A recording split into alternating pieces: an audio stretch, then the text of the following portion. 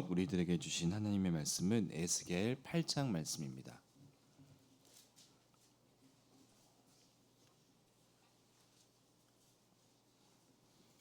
에스겔 8장 우리 9절에서 12절까지 말씀을 우리 한 목소리로 천천히 읽어보도록 하겠습니다.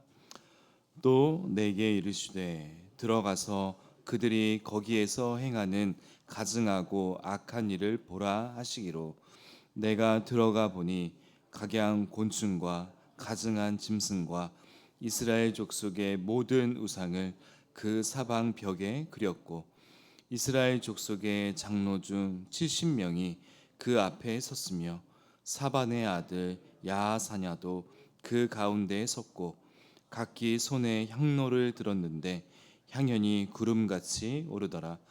또 내게 이르시되 인자야 이스라엘 족속의 장로들이 각각 그 우상에 방한 어두운 가운데에서 행하는 것을 내가 보았느냐.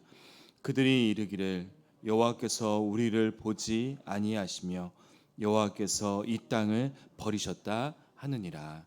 아멘.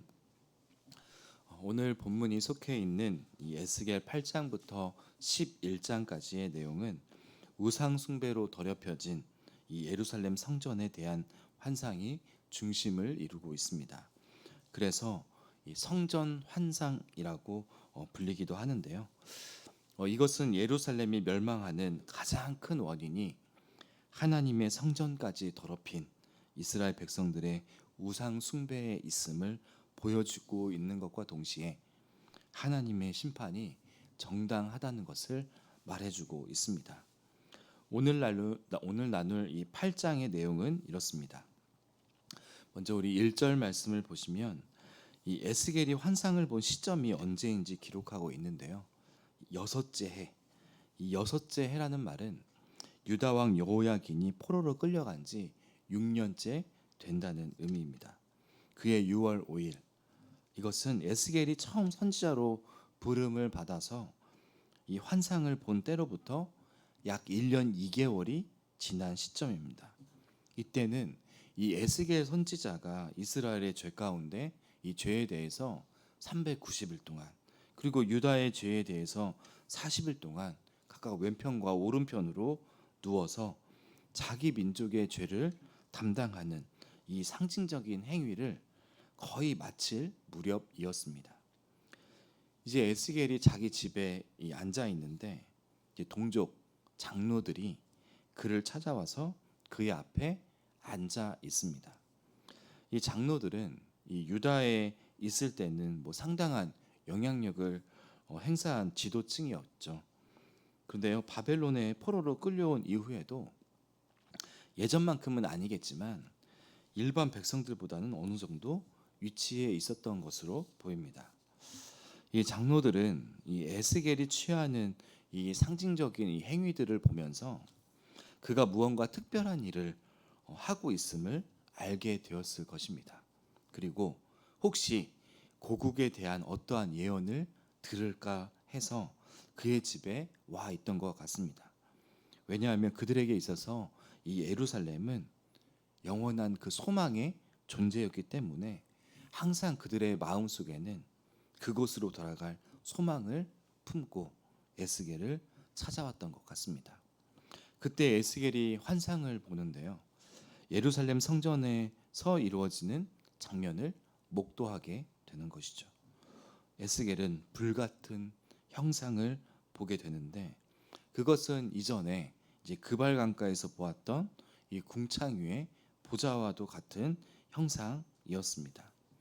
이제 에스겔은 하나님 손에 이끌려서 성전의 안뜰로 들어가는 이제 북향한 문, 이 제단문에 이르렀는데 그곳에는 이 질투의 우상이라는 자리가 있었고 또 그가 들에서 보았던 하나님의 영광 또한 그곳에 머물고 있었습니다.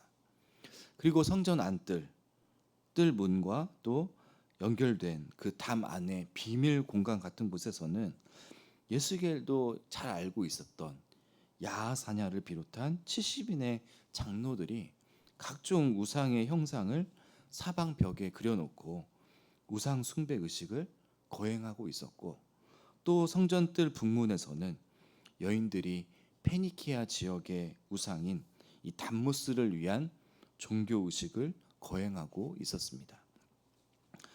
또한 성전 안뜰의 그 성전 현관과 이 제단 사이에서는요, 25인의 제사장들, 즉 이 대제사장과 24인의 이제 제사장들이 성전을 등지고 동쪽을 향해서 태양신을 숭배하고도 있었습니다.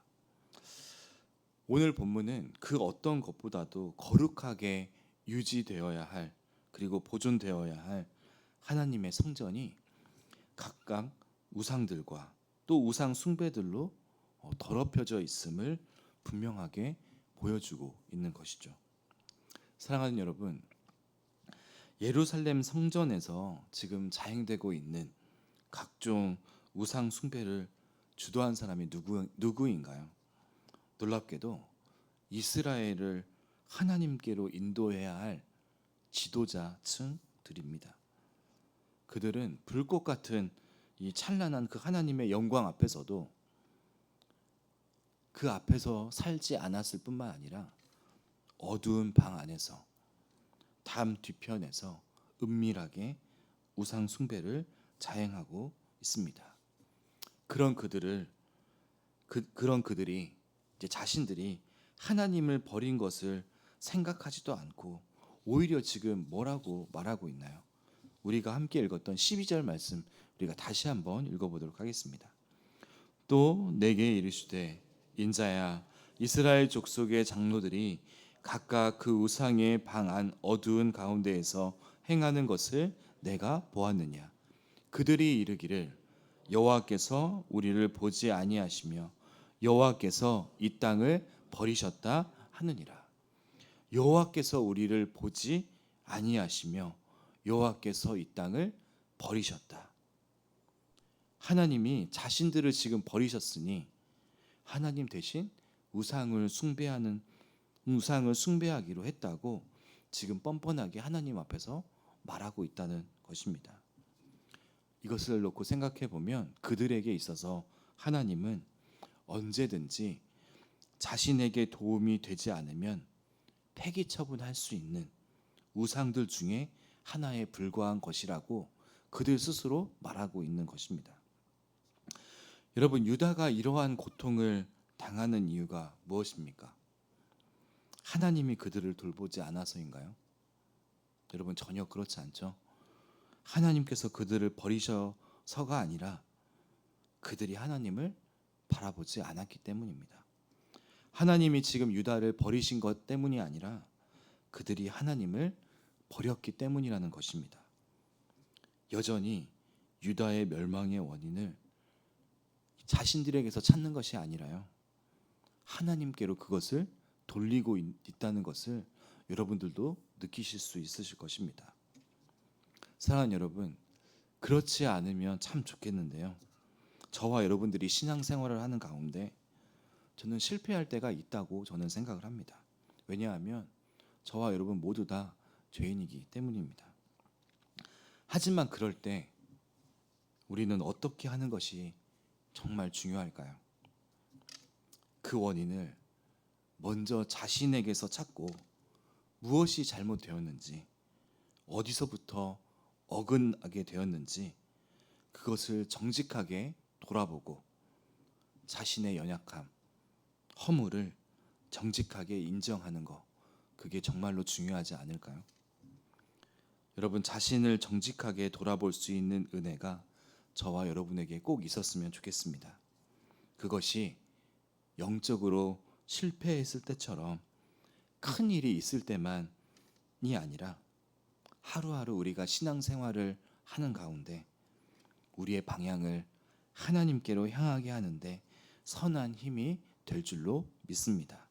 그렇게 우리의 신앙의 모습을 조금씩 교정해 가면서 오늘 하루도 주님께로 우리의 시선이 향하는, 주님만을 꼭 붙잡는 오늘 하루가 되시기를 주님의 이름으로 간절히 축복합니다. 기도하겠습니다.